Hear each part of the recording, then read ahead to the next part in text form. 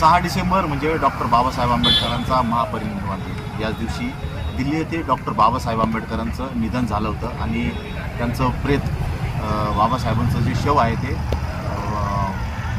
दादर येथील चैत्यभूमी येथे आणण्यात आलं होतं आणि मग त्यांचं महापरिनिर्वाण झालं होतं। याच दिवशी डॉक्टर बाबासाहेब आंबेडकरांना त्या ठिकाणी अभिमान केला होता। आज 6 डिसेंबर आहे। 6 डिसेंबर निमित्त विविध कार्यक्रम श्रद्धांजलीचे होत असतात।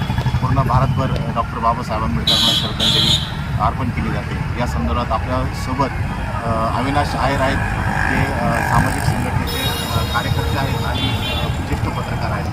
आज 6 डिसेंबर आहे, तर डॉक्टर बाबासाहेब आंबेडकरांचा महापरिनिर्वाण दिन आहे।